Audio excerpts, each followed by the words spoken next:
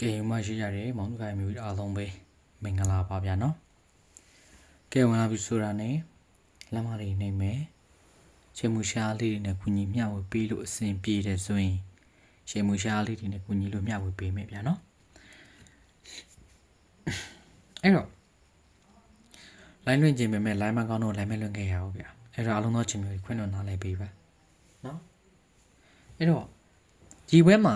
ဘာတွေလာပြီးတော့ဘာတွေကြမှာလဲနော်ကျွန်တော်ရဲ့မျိုးတွေဆုံးဖြတ်ချက်ကိုမှန်မှန်ကန်ကန်နဲ့ဆုံးဖြတ်လို့ရအောင်ရွေးချယ်မှုတွေမှန်မှန်ကန်ကန်ဖြစ်အောင်အားလုံးသောမျိုးတွေကျွန်တော်စော်ကြီးတင်ပေးလိုက်ရခြင်းဖြစ်ပါတယ်ပွဲတိုင်းလေးကျွန်တော်ဒီချိန်နေဒီတော့စနေနေ့တိုင်းမှာကျွန်တော်အမြဲတမ်းတင်ပေးပါပြင်ဗျာနော်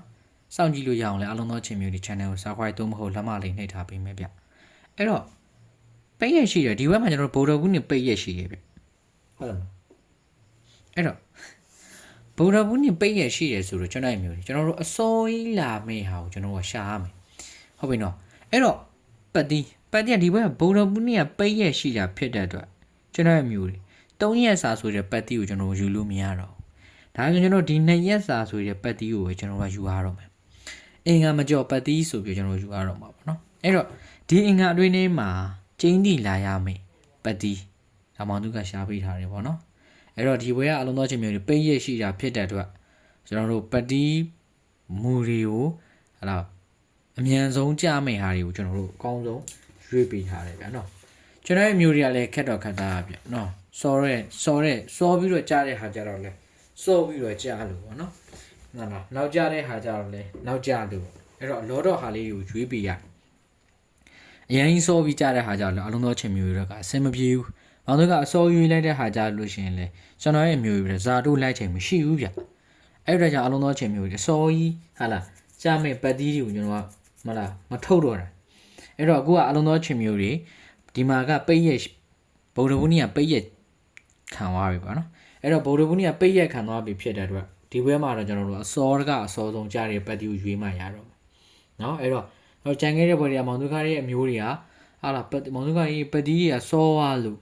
နော်အဲ့ဒီလူတွေတော်တော်များတယ်ဗျ။မောင်တို့ကပတိရစောသွားလို့ဟုတ်လားအမျက်မတင်လိုက်ရဘူးဟုတ်လားဒိုးကြီးတာလေးပဲရကြတော်တော်များပြောကြပါတယ်။အဲ့တော့ကြောင့်မောင်တို့ကဘယ်လိုပြန်လုပ်ပြရလဲဆိုတော့အစောဆုံးကြမဲ့ပတိကိုတော့ရှောင်လိုက်ရတယ်။ဟုတ်လားအစောကြမဲ့ပတိကိုရှောင်လိုက်ရတယ်ဟုတ်လားသူ့ဟာလေးနဲ့သူအလောတော်လေးပေါ့နော်။ဇာတိုးစလိုက်လို့ဟုတ်လားထိသွားမဲ့နော်အနေထားလေးလောက်ကိုချိန်ပြီးတော့ဟုတ်လားအဲ့လိုမျိုးလေးပြန်ရွေးရဘယ်လိုပြန်ရွေးရလဲဆိုတော့အင်္ဂါဗုဒ္ဓဘူးအဲ့ဒီရက်ဒီမှာကြားတဲ့ပတ်တီးတွေကိုတစ်ခါပြန်ပြီးရွေးရမောင်တို့ကကြံခဲ့လို့ဒီဘက်ကပွဲရဲဆိုရင်အစောကြီးကြလို့အခုကဒီဘက်မှာကဗုဒ္ဓဘူးနေပိတ်ရက်ခံထားတာဖြစ်တဲ့အတွက်စောအစောဆုံးဖြစ်နေတာဖြစ်ပေစေကျွန်တော်မြေဒီဘက်မှာတော့ကျွန်တော်အစောကြီးကြားမဲ့ပတ်တီးမူနဲ့ကျွန်တော်ထပ်ကင်ထားတယ်အစောကြီးလဲကြားလေအင်္ဂါမကျော်ဆိုတော့အလုံးတော်မျိုးတွေအတွက်စိတ်ချမ်းသာစွာ2ရက်ပဲလိုက်ပါအဲ့ဒီ2ရက်တည်းမှာကျင်းကြီးကြဖို့တော့ကိုမောင်တို့ကတက်အပ်ပြောရည်ကျင်းတီလည်းကြာလာလိမ့်မယ်နော်ကျင်းတီလည်းကြာလာလိမ့်မယ်ကျွန်တော်ရဲ့မျိုးတွေလိုက်တဲ့အမျက်ပေါ်မှာမူတည်ပြီးတော့မြက်မယ်အဲ့တော့ဒီဘက်တော့ကိုလည်းနေဘက်ကမှတော့ပတ်တီးပေးမှာပေါ့နော်အဲ့တော့ဟုတ်ပြီပတ်တီးကိုမကြိုက်လင့်တဲ့လို့မောင်တို့ကတွေမောင်တို့ခိုင်မျိုးတွေကဘာတွေရွေးချယ်ခွင့်ရှိလဲဘာတွေရွေးချယ်လို့ရတယ်ဒီဘက်မှာကျွန်တော်ရဲ့မျိုးတွေဘာတွေလိုက်တင်လဲနော်ပတ်တီးကတော့အလုံးသောချင်မျိုးတွေအတွက်ဒီ2ရက်တာအတွင်းထဲမှာပေါက်ဖို့ကတော့ရာခိုင်နှုန်းပုံများတာပေါ့2ရက်တာအတွင်းထဲဆိုရင်တော့2ရက်ထဲကိုပဲလိုက်ရမှာဆိုတော့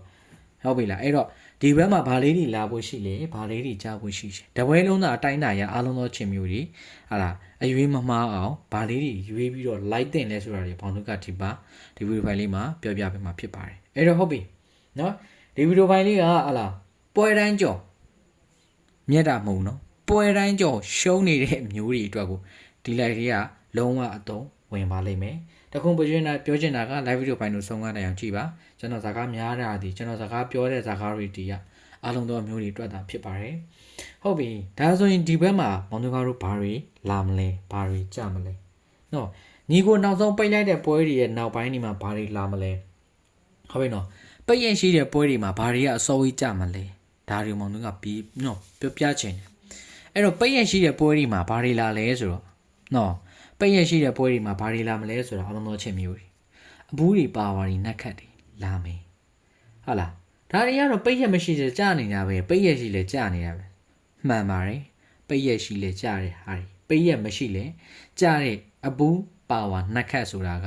ဒီ၃မျိုးက၃မျိုးတောင်ဖြစ်နေတော့၃မျိုးရတစ်မျိုးတော့လာမယ်ဆိုတော့ဒီတော့လူတိုင်းသိကျွန်တော်လည်းသိဒါပေမဲ့အဘူးပါဝါနှက်ခတ်၃မျိုးဆိုလို့လိုက်စရာမလိုတဲ့ formula တွေရှိတယ်ဟုတ်လားတချို့ကြတော့နှက်ခတ်ဆိုရင်နှက်ခတ်အကုန်လိုက်တာမျိုးပါဝါဆိုရင်ပါဝါအကုန်လုံးလိုက်တာမျိုးနော်ဟလာအဘူးဆိုရင်လည်းအဘူး10ခွက်အကုန်လုံးလိုက်တာမျိုးတွေရှိကြတယ်။မောင်သူက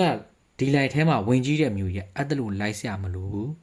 ဟုတ်ပြီလားအမှန်ကန်ကြနေတဲ့ဟာတွေကသူ့လမ်းကြောင်းနဲ့သူသွားနေတဲ့ဟာတွေဒီလမ်းကြောင်းတွေကိုကိုမသိတာပဲရှိတယ်။သူ့ဟာနဲ့သူကတော့ပုံမှန်သွားနေကြတာ။နော်ဒါတွေကိုမောင်သူကအခုတွေးလို့မြင်လို့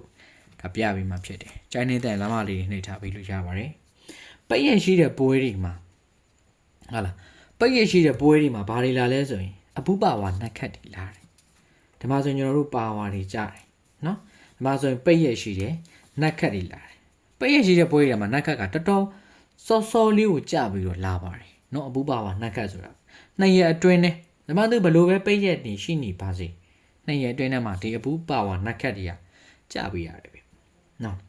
အဲ့တော့ဒီမှာဆိုရင်အပူပါဝါနှက်ခတ်ဒါတည်းမှာဘာလာလဲဆိုတော့ပိတ်ရရှိတဲ့အဲ့ဒီနှစ်ရက်အတွင်းထဲမှာအပူပါဝါနှက်ခတ်ကကျသွားတယ်ဒီမှာဆိုရင်တော့ပါဝါလို့လာတာနော်ဒီမှာလေးမျိုးတွေအားလုံးပဲတနင်္လာအင်္ဂါဗုဒ္ဓဘူးဆိုပြီးတော့ပိတ်ရက်3ရက်ရှိခဲ့တယ်ဖွင့်တဲ့အဲ့ဒီ2ရက်မှာအပူပါဝါနှက်ခတ်ဆိုပြီးကျွန်တော်2ရက်အတွင်းထဲမှာအလုံးလုံးသွားခဲ့တယ်ဟုတ်လားဒီမှာလည်းဒီလိုပဲမျိုးတွေအားလုံးပဲဒီမှာဆိုရင်လည်းပိတ်ရက်ရှိတဲ့ပွဲဒီမှာအပူပါဝါနှက်ခတ်သူကတော့အောက်မှာပိတ်ရက်ရှိတယ်ဆိုပေမဲ့သူ့ရက်ဒီပုံမှာ2ရက်အတွင်းထဲကိုအပူပါဝါနှက်ခတ်ကလုံးပြီးထားတယ်ဒီမှာဆိုရင်3ညာဘူးလို့ကြာပါတယ်ဟုတ်ပြီဒါဆိုရင်လည်းအလုံးသောချိန်မျိုးကျွန်တော်တို့ကဒီမှာဟုတ်လားနော်အဲ့တော့ဒီမှာလည်းတော့ဒီမှာဘာတွေထပ်လာမလဲဆိုတော့နော်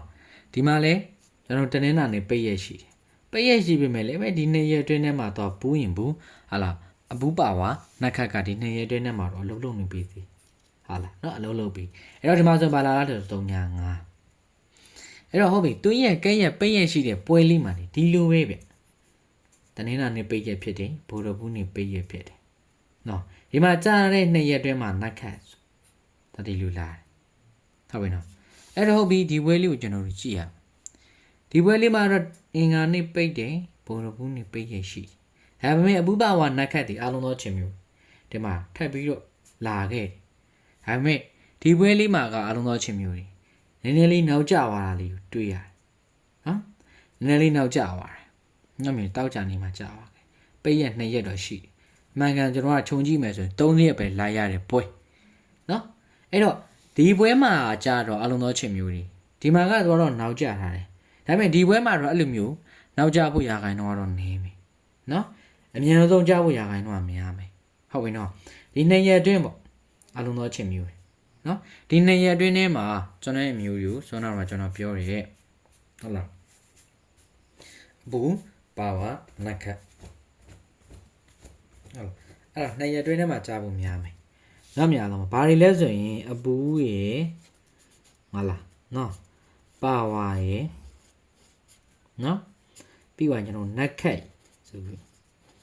ဟုတ်လား3မျိုးစလုံးကတော့မကြဘူးလို့မရှိဘူးပေါ့ဗျာ3မျိုးကြီးတောင်မှဟုတ်လားအပူပါဝါနှက်ခတ်ကတော့ပွဲတိုင်းကြာနေတာဟာလားနော်ဒါပေမဲ့မှန်တယ်အပူပါဝါနှက်ခတ်ကပွဲတိုင်းကြာနေတာမှန်တယ်ဒါပေမဲ့ဒီအပူပါဝါနှက်ခတ်တွေကဘာတွေနဲ့တွဲပြီးတော့ကြာနေတာလဲသူရဲ့မတ်သက်တွေကဘာတွေလဲဒါတွေကိုသိဖို့လိုဒါတွေကိုသိထားမဲ့ဆိုရင်အလုံးသောချစ်မျိုးကြီးထိုးရမယ့်အကွက်တွေနဲသွားမယ်ပေါက်တဲ့ပေါက်ကြီးတွေမြင့်လာမယ်ဟုတ်တယ်မလားကျွန်တော်ရဲ့မျိုးတွေလိုချင်နေတာဒီရမလားကျွန်တော်ရဲ့မျိုးတွေလိုချင်နေတာဒီဟာလားပေါင်းနေဖို့မလို့ဟာလားပေါင်းနေဖို့မလို့အဲ့တော့ပေါင်းနေတဲ့မတူဘူးအလုံးသောချင်းမျိုးတချို့ကြတော့ပေါင်းနေတယ်မလားဘာပေါင်းနေရလဲဆိုတော့အိတ်ပေါင်းနေနောက်ရရတော့ဟာလားကိုအိတ်ထဲကိုသူများရှိရရမယ်အမြတ်ကိုထဲဖို့ကကိုအိတ်ကပေါင်းနေဟောပါတော့များအမြတ်ရအောင်ပဲနော်အိတ်ပေါင်းနေဟာလားအိတ်ပေါင်းနေပတ်စံကောင်းနေသူဖြစ်နေတာပေါ့နော်ဟာလားအဲ့တော့ဟာလားလိုချင်တာကတော့အမြတ်ဒါပေမဲ့အားလုံးသောမျိုးတွေလိုနော် like ကောက်နေတာကအိတ်ပေါက်ကြီးဖြစ်နေတယ်အဲ့တော့အိတ်ပေါက်နဲ့ like မကောင်းတယ်နော်ပေါင်းနေယုံပဲလို့အဲ့လိုမျိုးမလုပ်နဲ့အားလုံးသောချင်းမျိုး ကျွန်တော်ဒီဘက်မှာဟာလာအမြဲရအောင်ယူလို့ရမယ့်နည်းလမ်းတွေအများကြီးရှိတယ်ရွေးတတ်ဖို့ပဲလိုတယ်နော်အဲ့တော့အလုံးသောချင်းမျိုးတွေအဲ့တော့နော်အခုချိန်ထိကိုကိုကအိတ်ပေါက်နဲ့နော်လိုက်ကောက်နေတော့မဲဆိုရင်တော့အိတ်ပေါက်နဲ့ပတ်သက်ထည့်နေတော့မဲဆိုရင်တော့အလုံးသောချင်းမျိုးတွေအတွက်သင်မပြေဘူးနော်အဲ့တော့အဲ့လိုမျိုးတွေမဖြစ်လျောင်မောင်တို့ကဒီဘက်မှာတေးသေးချာချာလေးရွေးပေးထားတဲ့ဟာလေးရှိမယ်အဲ့တော့အဲ့လားလေးတေးသေးချာချာလေးလိုက်ကြည့်ပေးပါဗျာနော်ကဲတော့ဒီမှာဘာတွေလာထားလဲဆိုတော့ဘာတွေလာထားလဲဆိုတော့အလုံးသောမျိုးတွေနော်သူကကြာသာပရိတောက်ကြကြာသာပရိတောက်ကြမှာဘာလာမလဲဆိုတော့ကြာသာပရိတောက်ကြမှာသူ့ရဲ့ knowledge ကညီကိုနစ်စ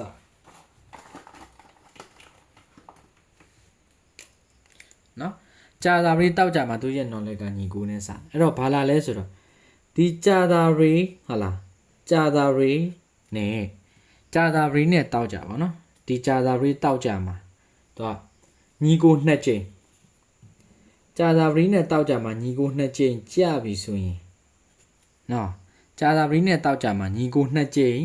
ကြပြီဆိုရင်နာဝဲမှာဘာလာလဲဆိုတော့စွမ်းနာမှာကျွန်တော်ပြောတယ်အပူပါဝါနတ်ခတ်ဆိုပြီးတော့ကြပြီရမယ်နော်အပူပါဝါနတ်ခတ်တွေကြပြီရမယ်ဟုတ်ပြီ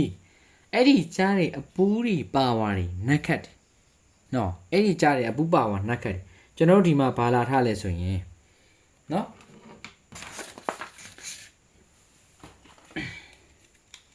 ဟလာကျွန်တော်ဒီမှာဘာလာထားလဲဆိုရင်ဟလာနောက်ကျွန်တော်ဒီမှာ30နော်30 56ကြာသာပရိသုံးဖို့တောက်ကြမှာကြာသာပရိနဲ့တောက်ကြအဲ့ဒီနေရာမှာညီကိုနှစ်ကြိမ်ကြာပြီဆိုရင်နာဝဲမှာဘာလာလဲဆိုတော့နော်ညီကိုနှစ်ကြိမ်ဟလာဒီမှာဆိုရင်ညီကိုနှစ်ကြိမ်ကြာထားတယ်ပေါ့နော်အဲ့တော့အဲ့လိုညီကိုနှစ်ကြိမ်ကြာပြီဆိုရင်နာဝဲမှာဘာလာလဲဆိုတော့အပူပါဝါနတ်ခတ်ဟုတ်ပါနော်အပူပါဝါနတ်ခတ်ဆိုတော့ဘာအပူပါပါဝါဘာနတ်ခတ်တွေလာတာလဲဟုတ်ပြီနော်မရတော့မလားအပူပါဝါနတ်ခတ်တွေကတော့သိတယ်ဘာတွေလာတာလဲဆိုရင်အဲ့ဒီလာတဲ့အပူပါဝါနတ်ခတ်တွေဆိုတာကနော်မရတော့မယ်ဒီခင်တန်းလေးနဲ့ထိပြီးတော့ကြပါတယ်ဘာတွေလဲဆိုရင်9 3 4 9နော်အဲ့ဒီ9 3 4 9ဆိုတဲ့အပူပါဝါနတ်ခတ်အဲ့ဒါကြပြီ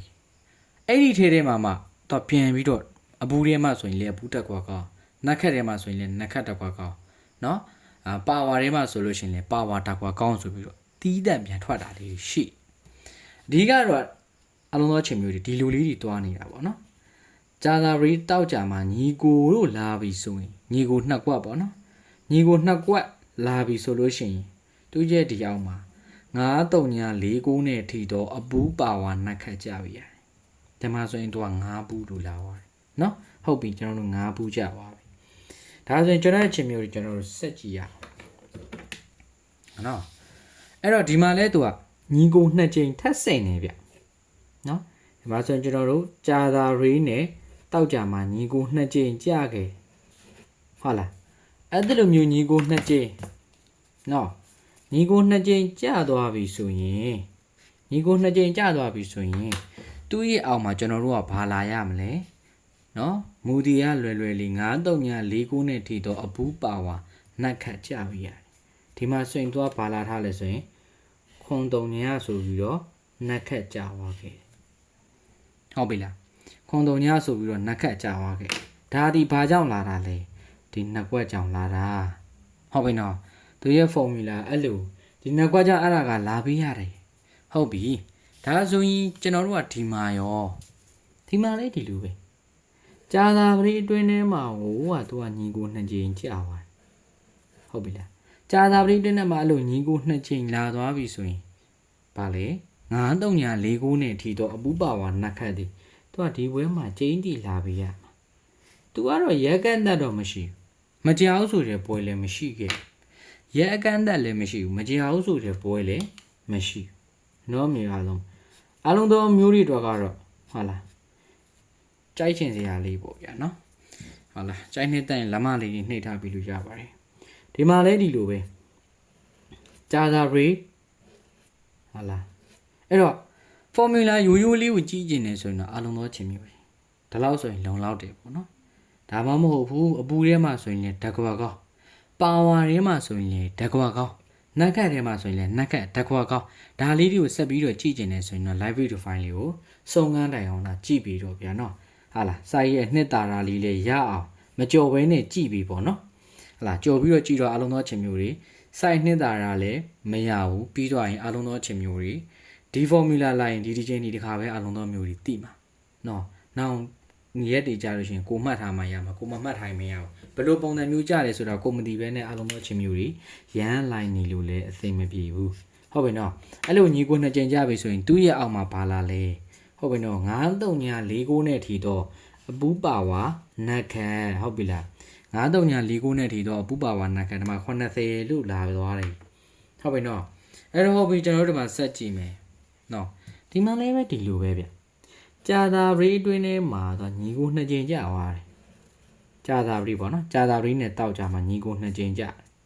အဲ့လိုကြာပြီဆိုလို့ရှိရင်နဲ့အလုံးသောချင်းမျိုးတွေနော်အဲ့လိုညီကိုနှစ်ကြိမ်ကြာပြီဆိုလို့ရှိရင်သူ့ရဲ့အောက်မှာဘာလာလဲ9-3-4-9နဲ့ထီတော့အဘူးရေပါဝါရဲ့နက်ခက်ရေကဲဘယ်လောက်ထိကောင်းလိုက်လဲအလုံးသောချင်းမျိုးတွေနော်ဟုတ်လားဒီလောက်ကောင်းနေလေပဲမယ်အလုံးသောချင်းမျိုးတွေကြိုက်ချင်မှကြိုက်ကြလိမ့်မယ်ဒါပေမဲ့ကြိုက်နေတဲ့မှာယူတော့ပါဒီမှာဆိုရင်လဲသူကအဲ့လိုမျိုးလေးကြာပြီတယ်ဗျနော်ဒီမှာ2ရက်အတွင်းထဲမှာဟုတ်လား2ရက်အတွင်းထဲမှာညီကိုကြာတယ်ကြာသာပရိတောက်ကြာနော်ကြာသာပရိတောက်ကြာမှာညီကို2ရက်ကြာပြီဆိုရင်တဲ့သူ့ရဲ့အောက်မှာ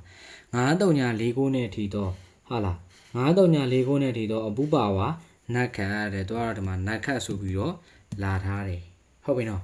အဲ့တော့ဟုတ်ပြီဒီမှာလဲသူကညီကို2ကြိမ်ထပ်ကြထားပြန်နေနော်ဒီမှာဆိုကျွန်တော်တို့ခွန်6နော်ခွန်6နဲ့ဒီမှာဆိုရင်ဒါ4-3နော်ခွန်6 4-3ညီကို2ချက်ကြပြီအဲ့တော့ခွန်6 4-3ဆိုပြီးတော့ညီကို2ချက်နော်ခွန်6 4-3လို့ညီကို2ချက်ကြပြီဆိုလို့ရှိရင်ဒီဘက်မှာ9-3-4-9နဲ့ထီတော့ပူးရင်ပူမပူးရင်ပါဝါနက်ခတ်ဒီမှာတော့အပူးဆိုပြီးတော့လာထားတယ်ဒါဆိုရင်သူကဒီဘက်မှာညီကို2ကြိမ်ဆင့်ထားတယ်ဒါမှတော့ညီကို2ကြိမ်ဆင့်ထားတယ်ဗျဟုတ်ပြီလားဒါမှတော့ညီကို2ကြိမ်ဆင့်ထားတယ်အဲ့လိုညီကို2ကြိမ်ဆင့်ထားတဲ့အတွက်ကြောင့်ဒီဘွဲမှာအလုံးသောချင်းမျိုးတွေဘာနဲ့ထိမလဲ9-3-4-9အဲ့ဒါနဲ့ထိတယ်9-3-4-9နဲ့ထိတယ်အပူပါဝါနက်ခတ်ဒီဘွဲမှာကျင်းကြီးချပေးရမယ်ဒီဟာကတော့သူကတော့ရက်အကန့်တက်တော့မရှိဘူးနော်ဒါပေမဲ့အားလုံးသောမျိုးတွေကံကောင်းတာတခုကဘာလဲဆိုရင်ဗုဒ္ဓဘုနဲ့ပိတ်ရက်ဖြစ်ထားတော့4ရက်ပဲလိုက်ရတော့မယ်နော်4ရက်ပဲလိုက်ရတော့မယ်အဲ့တော့အားလုံးသောချင်းမျိုးတွေဒါကတော့ရက်ကန့်သက်မရှိဘူးတောက်ကြနေမှလည်းထွက်ကျင်ထွက်မယ်နော်အစိုးကြီးလည်းထွက်ကျင်ထွက်မယ်ဟုတ်လားဒါမှမဟုတ်နောက်ကျပြီးတော့လည်းတောက်ကြနေဒီကြာသာပရိနေတွေလည်းရောက်သွားနိုင်တယ်အဲ့တော့ဟုတ်ပြီဒီဟာတော့ရက်ကန့်သက်မရှိဘူးရက်ကန့်သက်ရှိတဲ့ပတ်သီးကိုပဲယူတုံးကျင်နေဆိုရင်လည်းယူတုံးဒါပေမဲ့ဒီဘွဲမှာတော့မောင်သူကကြံခဲ့တဲ့ဘွဲတွေကတော့ပတ်သီးတွေဘာကြောင့်အစောကြီးမကြတာလဲဆိုတော့အစောကြီးမကြတဲ့ပတ်သီးကိုမောင်သူကမယူကျွန်တော်ရဲ့မျိုးတွေအစောကြီးကြတဲ့ပတ်သီးကိုလည်းမကြိုက်ကြဘူးအဲ့တော့မောင်သူကဟာလာသူ့ဟာလေးနဲ့သူကြရမယ်အဓိကရှာတော့မောင်သူကအင်္ဂါနဲ့ဗုဒ္ဓဘူးမှာကြရမယ်ပတ်သီးကိုအဓိကဦးစားပေးပြီးရှာတယ်ဒါမှလည်းအလုံးသောချင်းမျိုးတွေဇာတူးနဲ့လိုက်လို့ရမှာနော်ဟာလာစပေးချင်းအရင်တော့ဆိုလို့ရှိရင်ဟာလာနော်ဒီဘွဲတွေတုန်းကဆိုလို့ရှိရင်ဒီဘွဲတွေပေါ့နော်အဲ့ဒါဒီဘွဲတွေတုန်းကဆိုလို့ရှိရင်အလုံးသောမျိုးတွေဟာလာအစောကြီးကြတဲ့ပတ်သီးကိုပေးတာဟုတ်ကဲ့အဲ့ဆိုစောကြီးကြတဲ့ပတ်သီးကိုပေးရင်တနင်္လာနေ့ဆိုရင်ထွက်အင်္ဂါတော့မရောက်ဘူးပေါ့နော်တနင်္လာနေ့ဆိုရင်ထွက်အဖွင့်နေ့ဆိုရင်ထွက်အဲ့လိုမျိုးတွေထွက်နေကျွန်တော်ရဲ့မျိုးတွေက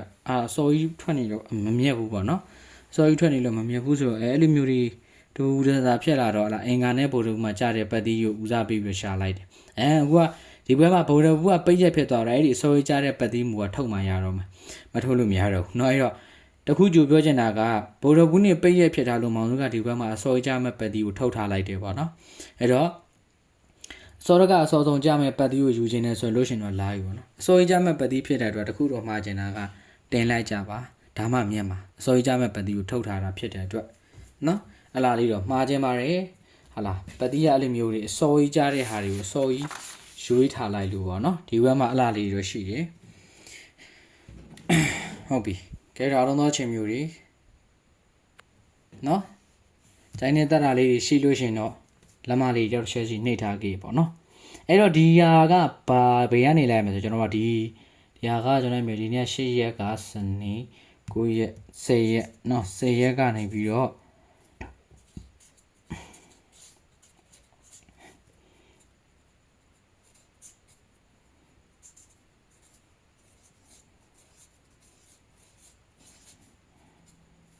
ဟုတ်ပြီနော်10ရက်ကနေပဲကျွန်တော်မျိုးတွေလိုက်ရမှာတော့18ရက်နေ့ထိလိုက်ရမယ်10ရက်ကနေပဲ18ရက်နေ့ထိကိုလိုက်ရမယ်ဘာတွေလိုက်ရမှာလဲဆိုရင်ကျွန်တော်ရဲ့မျိုးတွေ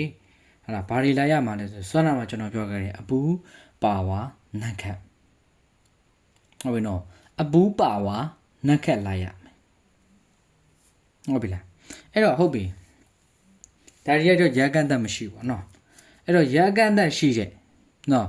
ရအကန့်သက်ရှိတဲ့အလုံးသောချင်းမျိုးတွေကဟာလားအင်္ဂါမကြော်ပေါ့နော်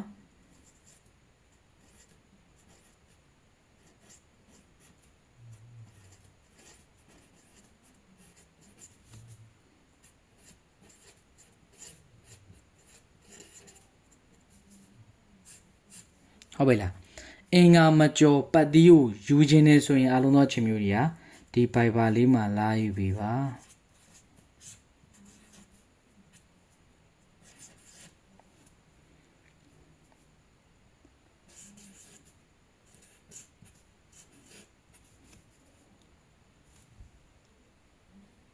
နော်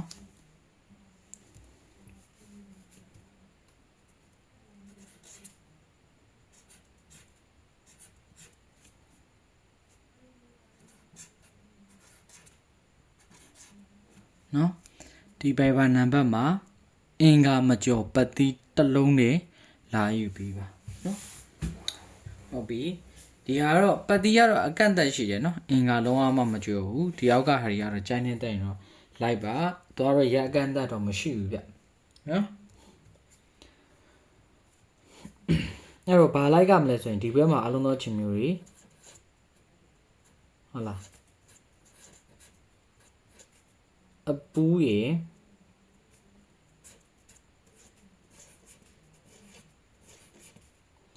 ပါဝါရေ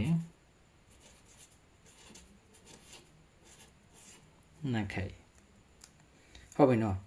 အဲ့လာကဘာလဲဒီအပူးပါဝါနက်ခတ်ကိုဘာတွေနဲ့လိုက်ရမလဲဆိုရင်5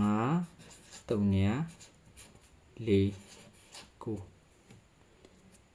အဲ့လာနဲ့လိုက်9 3 4 9နဲ့ထီတော့အပူးပါဝါနက်ခတ်ဟုတ်ပြီနော်9 3 4 9နဲ့ထီတော့အပူးပါဝါနက်ခတ်လိုက်ရ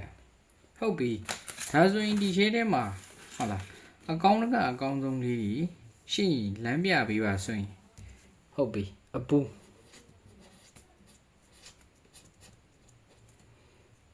ထဲမှာအပူးတက်ကွာကောင်းဟုတ်ပြီနော်အပူးထဲမှာဆိုလို့ရှိရင်လေအပူးတက်ကွာကောင်းပြီးသွားရင်ပါဝါထဲမှာဆိုရင်လေပါဝါတက်ကွာကောင်းပြီးသွားရင်နက်ခတ်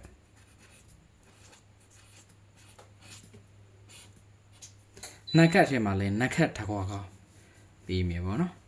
အဲ့တော့ဟုတ်ပြီကျန်တာတွေကတော့အလုံးသောမျိုးတွေအဆင်ပြေတယ်လို့လိုက်ကြရပါတော့အပူးထဲမှာဆိုရင်တော့ဒီအပူးတွေကပဲရွေးရမှာပေါ့နော်အပူးထဲမှာဆိုရင်ဒီအပူးတွေကဘာအားကောင်းလဲနော်ဘာကိုပိုကြိုက်လဲဆိုရင်ဒီထဲမှာအပူးထဲမှာဟာလားအကြိုက်ဆုံးအပူးကနော်ဒီထဲမှာအကြိုက်ဆုံးအပူးကငါဘူးနော်ငါဘူးကအကြိုက်ဆုံးပါပါဝါထဲမှာဒီပါဝါတော့ဒီမှာတော့နှစ်ကွက်ပဲရှိနော်အမျိုးရလုံးပဲအဲ့တော့ဒီပါဝါထဲမှာအဲ့တော့ဒီနှစ်ကွက်ထဲမှာဆိုလို့ရှိရင်တော့ပါဝါကတော့နှစ်ကွက်ပဲရှိတော့အလုံးသောချင်းမျိုးတွေပါဝါတော့ကျွန်တော်နှစ်ကွက်ထဲကတော့တစ်ကွက်တော့မရွေးတော့ဘူးပေါ့နော်ဟုတ်လားနှစ်ကွက်ထဲကတစ်ကွက်တော့မရွေးတော့ဘူးပါဝါတော့နှစ်ကွက်ထဲရှိအဲ့တော့အပူးထဲမှာနက်ခတ်ပါနော်နက်ခတ်ထဲမှာဘယ်နက်ခတ်ကိုကြိုက်ဆိုနက်ခတ်ဆိုရင်တော့အလုံးသောချင်းမျိုးတစ်ကွက်နှစ်ကွက်သုံးကွက်လေးကွက်ဖြစ်သွားပြီနက်ခတ်က၄ကွက်ဖြစ်သွားပြီလိုက်ရမှာနော်အဲ့တော့ဟုတ်ပြီဒီထဲမှာနက်ခတ်ကဘယ်နက်ခတ်ကိုအကြိုက်ဆုံးလဲဆိုရင်အဲ့ဒီထဲမှာကျွန်တော်ရဲ့အကြိုက်ဆုံးနက်ခတ်က6 6စုတယ် တက်ပွားကောင်းမှာ96ကနက်ခတ်ကြိုင်96တက်ပွားကောင်းနက်ခတ်ကြိုက်ပါတယ်ဗျာနော်အဲ့တော့အားလုံးသောရှင်မျိုးတွေကြိုင်နေတတ်တယ်လို့အဆင်ပြေတယ်လို့လိုက်ပါအကုန်လုံးခြုံပြီးတော့လိုက်ရမှာက9349နဲ့ထိတော့အဘူးပါဝါနက်ခတ်တူဖြစ်တယ်ဒီချိန်ထဲမှာတိန်ထိုးလို့ကျင်နေဆိုတဲ့အမျိုးတွေတော့ကိုကျွန်တော်ကတီးတန်ထပ်ပြီးတော့ယူဟီချဲ့ပြီးတာဖြစ်တယ်ပေါ့နော်ကြိုင်နေတက်ရကိုအကုန်လုံးခြုံပြီးတော့လိုက်လို့ရပါအဘူးပါဝါနက်ခတ်ထဲမှာခြုံပြီးတော့တက်ကွာကောင်းအောင်ထုတ်လို့မရဘူးအဘူးနဲ့ဆိုရင်တက်ကွာပါဝါနဲ့ဆိုရင်လည်းနက်ခတ်နဲ့ဆိုရင်တော့ဒါမျိုးလေးတွေထုတ်လို့ကတော့အဆင်ပြေပါတယ်အဲ့တော့ဟုတ်ပြီဒါကတော့လုံးဝရက်အကန့်အသတ်မရှိဘူးဟာလားစောပြီးတော့လဲကြာနေကြတယ်တောက်ကြနေပြီလေရောင်းနေရောက်သွားနိုင်ဟုတ်ပြီနော်ဒီအင်္ဂါဒီပတ်တီးယူမဲ့မျိုးတွေကတော့ဒီတော့ဘိုင်ဘာမှာပတ်တီးယူမဲ့မျိုးတွေကတော့ဒေချာတွေသူတို့တွေကတော့အင်္ဂါမကြောက်ဘူးเนาะများလုံးပဲအရင်ကြီးစောပြီးတော့ထွက်သွားမှစိုးလို့အားလုံးသောချင်မျိုးတွေကိုအရင်ကြီးစောပြီးတော့ထွက်မှမှုလို့အားလုံးသောအမျိုးတွေကိုကျွန်တော်ကတင်ပြီးတော့လိုက်စေခြင်းပါတယ်ဟုတ်လားတင်ပြီးတော့လိုက်ပါเนาะများလုံးပဲဟုတ်လားတင်ပြီးတော့လိုက်ပါเนาะပတ်တီးကိုတင်လိုက်ပါအင်္ဂါမကြောပတ်တီးကိုတင်လိုက်ပါအစိုးရထွက်မှာမှုလို့အားလုံးသောချင်မျိုးတွေကျွန်တော်တင်လိုက်ခိုင်းတာပါအဲ့တော့အဆင်ပြေတယ်ရလားအင်္ဂါမကြောပတ်တီးလေးဖြစ်တယ်เนาะအဲ့ဒါကဒီလိုဒီဘက်မှာအင်္ဂါမကြောပတ်တီးဆိုတာဒီတပွဲပဲရမှာပေါ်တပူနီးကပိတ်ရက်ဖြစ်လို့အားလုံးသောချင်မျိုးတွေမဟာခွင်ကြီးဖြစ်သွားပြီအဲ့တော့နောက်ပွဲတွေမှာအင်္ဂါမကြောပတ်တီးရတော့ရမှာမဟုတ်တော့ပိတ်ရက်မရှိရင်เนาะဟလားဗုဒ္ဓဘူးမကြော်ပတ်တီးပဲရမှာဒီဘက်မှာအားလုံးသောချင်မျိုးတွေဗုဒ္ဓဘူးနီးကပိတ်ရက်ဖြစ်လို့အင်္ဂါမကြော်ပတ်တီးကိုအားလုံးသောချင်မျိုးတွေကိုပေးမှာเนาะအဲ့တော့လိုချင်တယ်ဆိုရင်အားလုံးသောချင်မျိုးတွေစောကြီးလာပြီပါရွေးချယ်မှုမှန်ကန်အောင်အားလုံးသောအမျိုးတွေအတွက်ကိုကျွန်တော်အစောကြီး live တင်ပြီเนาะဟလား live video เนาะတင်ပြရခြင်းဖြစ်ပါတယ်ကြည့်တော့အားလုံးသောချင်မျိုးတွေယူမဲဆိုတဲ့အမျိုးတွေကလည်းကြိုပေးကြမလို့ပါဘူးကျွန်တော်အခုလိုမျိုးဗီဒီယိုတွေကြိုပြီးတော့တင်လိုက်လို့အားလုံးသောချင်မျိုးတွေပြန်လာလားဒီပတ်တီတော့ကိုဟာလားကြိုပြီးတော့ဖွဲ့ဝင်ရတာလားကြိုပြီးတော့ပေးရတာလားဖွဲ့ဝင်ကြလည်းမလို့ဖွဲ့ဝင်ကန်ဆယ်ကြီးလည်းကြိုပေးကြလည်းမလို့ပေါက်မှအားလုံးသောချင်မျိုးတွေပေါက်ပေးစေတနာကြီးပေးပါနော်ပေါက်မှပေါက်ပေးစေတနာကြီးပေးပါအဆင်ပြေတဲ့ solution အားလုံးသောချင်မျိုးတွေကျွန်တော်ရဲ့မျိုးတွေကိုကျွန်တော် default number Viber ကနေပြီးတော့ကျွန်တော်စောင့်မျှော်နေပါမယ်ဗျာနော်ကဲအားလုံးပဲဒီညတာလေးမှာကျွန်တော်ပြပေးလိုက်တဲ့ငါလေးတွေကိုကြိုက်နေတတ်တယ်နော်ဟုတ်လားအကြိုက်တွေ့တယ်ကြိုက်နေတတ်တယ်ဆိုရင်လက်မလေးတစ်ချက်နှိပ်ပြီးတော့ဟုတ်လားကျေးဇူးပြုနိုင်ပါတယ်เนาะအသိမှတ်ပြုပေးနိုင်ပါတယ်အဲ့တော့အသိမှတ်ပြုပေးတဲ့ဆိုတဲ့မျိုးတွေလက်မလေးနှိပ်ပြီးရပါတယ် share လို့ရရင်လည်း share ပြီးတော့လို့ရပါတယ်ဗျာเนาะကြအားလုံးသောမျိုးတွေအားလုံးပဲเนาะခွက်လက်ပါကျမ်းမာလူချမ်းသာကြပါစေဗျာเนาะ